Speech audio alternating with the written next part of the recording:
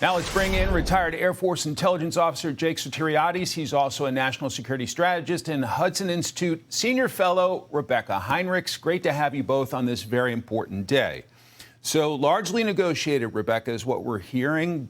What are you thinking at this critical stage? Well, I think it's really important to take in mind what President Trump did this morning, which is he pumped the brakes on the whole thing. He said, we're not going to rush forward. So that means that, if there was a deal to be signed yesterday, like that was kind of the flurry of the media reporting that there may be a deal yesterday, President Trump is not satisfied with it at this point.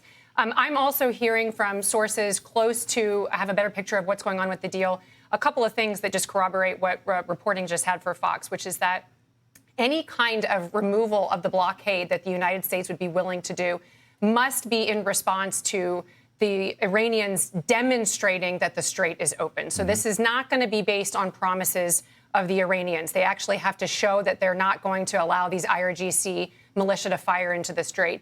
And the United States is not going to be removing any single U.S. forces that are in the region. So, the United States is still ready to resume military operations if the Iranians do not comply with their aspect of the deal. And then, of course, we have this question about what the Iranians have even agreed to on the nuclear question. That's very important to President Trump. We don't have any clarity on that point at all, Mike. Jake, what is your reaction to what we've learned, and what are you most watching for at this stage?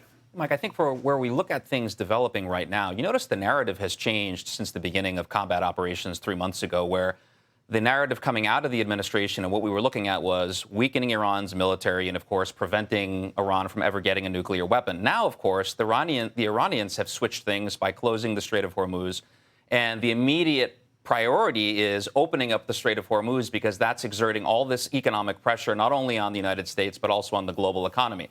So the devil is going to be in the details. I'm not convinced we are very, very close to a comprehensive deal. What we're talking about at this stage would be for about a 60-day period of trying to open up the strait and get to some areas of agreement. But at the end of the day, my biggest concern is that we opened up these combat operations 3 months ago. The Iranian regime is still going to be left in power. So we may have a tactical victory or some sort of composite deal now that gets us to temporary economic relief. We're going to have to revisit this issue in 2, 3, 4, 5 years because the same players, the same extremists in Tehran are going to be in power. Prime Minister Netanyahu's talking about reopening the Strait of Hormuz. He's also talking about preparations for final negotiations on the nuclear issue.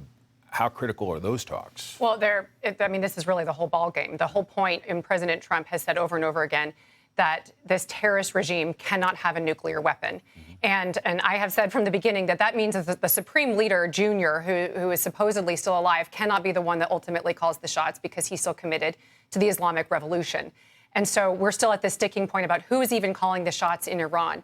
There's been some significant concern expressed by the chairman of the Senate Armed Services Committee, Roger Wicker, Ted Cruz. These are individuals who support President Trump's agenda. They've supported President Trump's really bold decision to go in for Operation Midnight Hammer and in Epic Fury. And they're very concerned that we still don't know who is negotiating inside the Iran regime. We can't trust him. But we certainly can't relieve sanctions until we actually have all of the requirements met for American security. And, Jake, it sounds like you're taking a cautious approach until we see the fine print on the deal. Absolutely. I think the devil is going to be in the details, and certainly this deal will be no exception to that. Clearly, we need to open up the Strait of Hormuz. That's the immediate priority. It seems that we're going to table the nuclear file for a little bit, build some flexibility into that for negotiation space on both sides of this issue. But ultimately, we're going to have to come to some resolution on the enriched uranium in Iran, because, again, I think a lot of people are asking themselves, are we better off now than we were at the beginning of combat operations? If whatever deal results in the Iranians still even controlling some sort of aspect of the strait and not resolving the nuclear issue, we're going to have a lot of questions and the verdict will still be out. Jake, Rebecca, thank you so much.